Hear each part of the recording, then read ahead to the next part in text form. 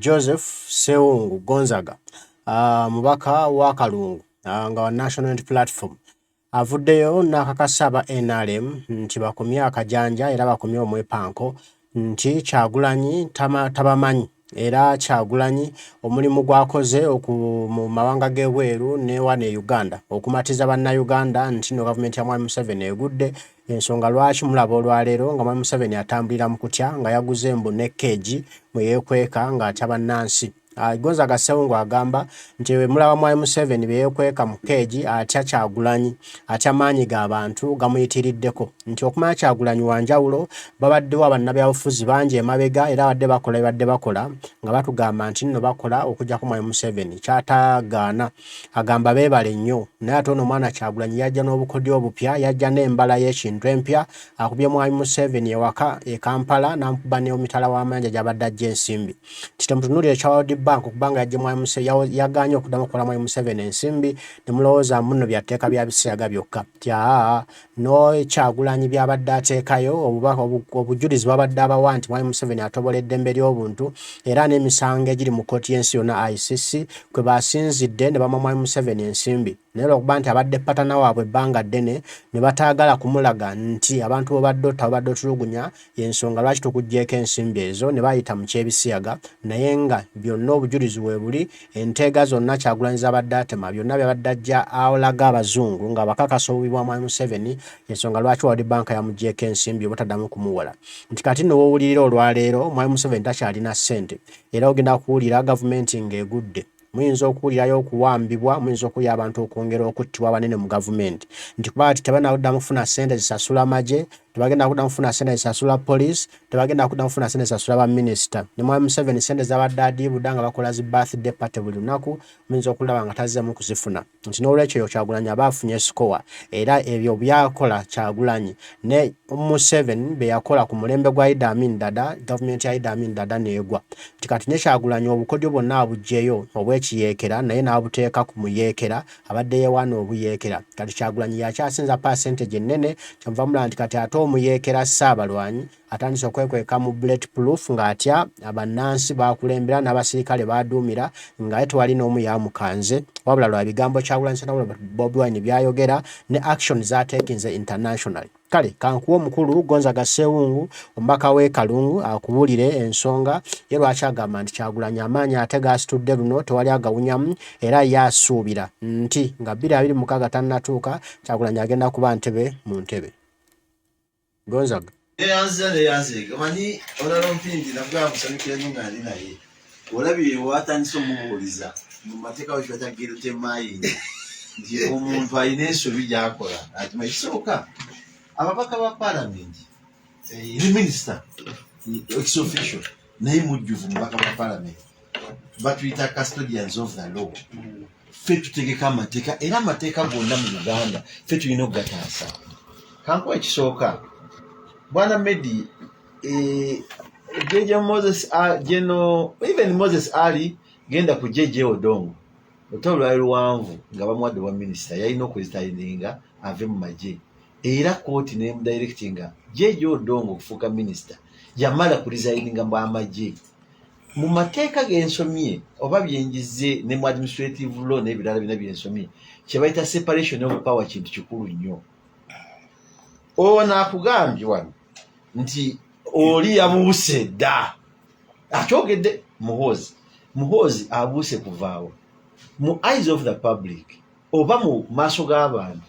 buli muhoozi kyakola kiragalaaliza byabufuzi era Honorable Kabanda ne ttiimu ye Mawanda n'abalala kiba promotinga kyakalulu kya muhoozi kwesimbawo naye kitaawe yamala kweyambula n'ajjako n'emmengo mu kanzu wano tiavudde mu magye omwana wa Mwami Museveni byakola bikyamu bisetinga president yenkyamu binafuya institution y'amagye kubanga asavinga is a serving soldier olunaku olumu yayogera mu kamwake timpumudde ku makya naye nga amanyi alina okukola okuwummula amagye ye yayogera ku makya ku ssaawa 10 n'amukubira salute private era ndi ku record ya parliament nga mbuuza minister ame commander yani ono Olelweru General nga mubuuzo boli musajja kwata muhoozi omugalire otulage kubanga is a serving soldier byonna ono byakugamba bi-impactinga ne ku parliament.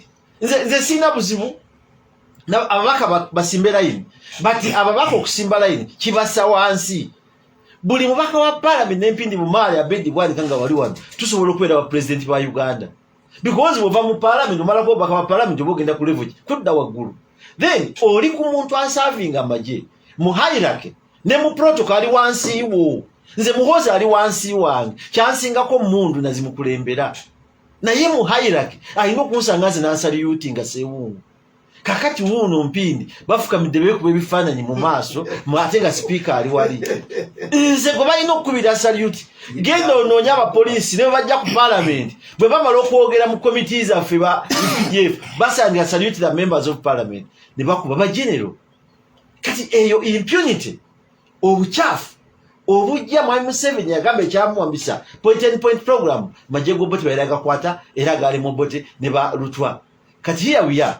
Olwaleero omukono gw'owadde Muhoozi nze nina Kyagulanyi ayagala naye kutambula mu ngeri y'emu, ayagala kuba bandi ye mu ttaka lye wali egindi wa Ebusaabala naye oyiwa y'amagye omwana atambula sente zayo nazijawa alina wadde faamu y'obumyu.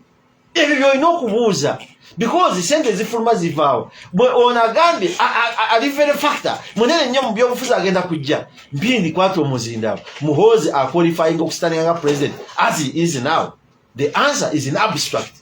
Tasobola kubeera president kubanga teri teeka limuganda kubeera naye alina okujjamu ebyambala biteekewa abisuula ebbali. Ono byayogedde ku kugenda omukolo ate Mwenda si byayogera. Mwenda be batandika tiimu era tekikwewuunyisa mwabalowooza nti Bobi tojja kwesimba ne Museveni asobola okwesimba n'omwana we bombi because balowooza ne opposition ajja gitwala kuba naye ajja kuteeka ba Mwenda bavuganye ku parliament n'abatiimu ye badde eno n'aba Museveni badde eno naffe tudde eno ensi eneeba etambula etya. Bulabe ekiyinza okufuluma ono Dr. Bedi kyagambye nti bajje ne bamala okukoonako ekyo tokita kyakusaaga mu Isaac Pabe boti bagala nko bwa president olowooza balabanga omwana yabasinga bye babakoledde tebabimanyi. Bw'osanga tambala emirundi ng'ayogera nga yatabuse obulya byayogera nakuulira omukyamu nego nagamba ani ono omukyala general wese abamuliddemu oluka bakola okutuusa ogala omutta abatakulira bye yakolera ggwanga byayogeredde gavumenti ng'ali mu gundi bw'omulaba nga omutadde ebbali ate nga mwana wankima tawulira nnaku. N'olwekyo kiki tugamba ekintu ekirina okuba ekikulu olwaleero pulezidenti omulaba oba awummula batawummula kati atambulira mu kaguli naye nga ffe atambulira mu kaguli ndabirwa akaguli kawuliza okalaba nga amagye gakwetudde naye ng'okalimu naawe okeggaliddemu wamulabye egindi embaale eggwanga eyawangula alina proper support y'abantu bwoti bwobeera. N'olwekyo tuddeyo ku nnono nze byentunulira byendaba ate ne speaker wange kubanga kati njagala nkubuuza tunajja mu parliament nenjogera ensonga za Muhoozi enkyamu ani anazi presiding offer owekitiibwa Tayebwa oba ani kubanga mu parliament ffe tujjeyo kuleeta nsonga ziri mu public enkyamu nezitali singa kizuulwa nti yakoze ensobi bweti ne bweti era ng'alina okunnyonnyola ani anaabeerako naye ate ne speaker naye omuwasikowa kansi katono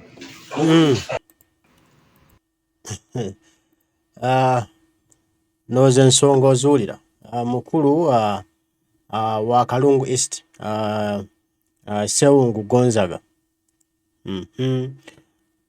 agamba nti ebiri mu ggwanga Uganda leero okuba nti Mwami Museveni ne mutabani we bonna bali mu campaign saawa zino ate kikwewuunyisa nti mu 2026 tunaatutuuseeyo bombi bajja kwesimbawo kuba Mwami Museveni ayagala abeere nga yali mu ntebe ate ateekeyo n'omutabani we nga yali mu opposition naye mu opposition abeere nga yakutte omulyango gw'eno nga n'eri Mwami Museveni yakutte ogwerira nga bwe kyali gye buvuddeko eyo nti naye bino bayinza okuba nga babikola naye ne batamanya nti ate entegeka za Mukama ziba ndala ne baba nga bamaze obikola bwe biti naye osooka kwebuuza nti abayetegese ennyo bwe batyo ng'era akimanyi nti essaawa yonna mutabani we yagenda okutuula mu ntebe ate kyekyandibadde kimutiisa n'agula keegi n'agula akaduukulu yeesibire mu kaduukulu abeere ng'atambulira mu kaduukulu kyokka ate ng'alina emirembe yateekawo emirembe n'ogamba nti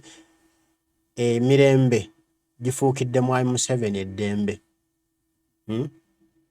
emirembe gimufuukidde emirembe okutuuka ate okwesibira mu kaduukulu ng'ate ensi erimu emirembe nga tewali buzibu bwonna kiba kitegeeza waliwo ekikyamu somewhere somehow walina ebirina okubaawo okutereera. Nti kati Mwami Museveni ali mu bweraliikirivu obw'ekika ekyawaggulu. Tamanyi kikiddako mu bulamu bwe, tamanyi kikiddako n'abamwetoolodde takyabeesiga, anaatera kutandika kusula mu kaduukulu ako. Ogenda okutuuka ku bbeedi ng'omukulembeze yeebase ali mu kaduukulu ke. Waliwo eyagambye nti Mwami Museveni ali mu kwegezaamu engeri gye binaatambulamu singa obuzibu bujja, nti anaakasobola okukabeeramu n'akaddukiramu ekubanga nti waliwo okudduka n'akaddukiramu a certain distance nga yeprotectinga obutatuusibwako bulabe. Byonna buli omu ayogera ebyenjawulo okusinziira ku kyalowooza. Ekintu kino kyayongedde okumenyaamenya gavumenti ya Museveni ne bannayuganda abaali bamanyi nti no balina Ssaabalwanyi nabo bayongedde okuggwaamu amaanyi nga beebuuza nti ate Ssaabalwanyi waffe gwe tubadde twesiga, gwe tubadde tulinamu essuubi, ate no twatuuseeyo ddi? Ssaabalwanyi yatandise ddi ate okuba Ssaabatiitiizi? Okubanga mu myaka gye yajjira 86, 89, abadde ng'ali free nnyo ng'abeera mu bantu be bulungi, yeetulira ku mmotoka waggulu nga bw'olaba Kyagulanyi leero nga talina kyatya, kubanga abantu baali bamwagala nga naye ebintu abitwala bulungi mu maaso. Naye kati okufuna akatengo kyavudde ku ki? Kyagulanyi yaleesewo pressure ey'enjawulo. Kati Mwami Museveni yakiraba nti abakulembeze bonna abavudde mu ntebe babadde indicted by ICC, World Bank bammye ssente. Kati byombi bimaze nayo mutuukako. Byali ku West Sudan, ng'oyinza okulowooza bya lusaago bijja kukomaawo asigalewo kati takyali mukulembeze. Kati toyinza kuŋŋamba nti byali ku munnange entebe yagivaamu nti nze bintuuseeko ngenda gisigalamu. Nange mba nina okweraliikirira nti kati nno wano we bituuse, essaawa yange etuuse nange ŋŋenda. Kuba byatuuka ku Bashir we Sudan gyali ffenna tumanyiyo. Kati nange bintuuseeko kyekiddako, alina okuba alert, alina okuba ready in case waliwo ekyapeninze anywhere anyhow, alina okuba ng'ali ready. Kyova atandise okwetegeka, ayagala bireme by'abali byatuuka ku bali ebireme mutuukako, naati tamanyi kuba destiny y'abali ndala ku ye. Ye kye kiyinza okuba nga kiralamu nga kigenda okumutuukako n'ensi yeewuunye nti Ssaabalwanyi ate nawe anaatuusewo, kuba tewali abadde akimanyi leero nti Ssaabalwanyi eyayita mu masasi Eruweero mu myaka 5 nga bw'atugamba bw'aba yaliyo, ng'ayita mu masasi emyaka 5 n'ongamba nti kaakati amaze emyaka 37 kati ate atya nnyo amasasi. Awo manya nti n'ebintu byagayeggaye dda, embeera ekyuse. Naye nga bwe kityo bwe kiri, ebigambo bya Ssewungu Gonzaga mubiwulidde. Ffenna twesibe bbiri, tulindirire ki ekinaaba kizze, naye ate tumanye ki kye twetaaga era tukirwanirire. Tetulina kwetuulako, tetulina kutuula butuuzi awo. Ne Ssaabasajja Kabaka yatugamba mu bigambo bye ajjo ku matikkira ge nti bannaaye temwebaka, temubongoota, mukole kye musobodde okukola nga mukyali bavubuka mu maanyi gammwe ago, tutereeze ensi yaffe. Kale mbaagala nnyo mwenna abaliko, mwebale kubaako. Omukama Katonda nsaba bankuumire, tujja kuba tuddamu tuyoye. Mweraba.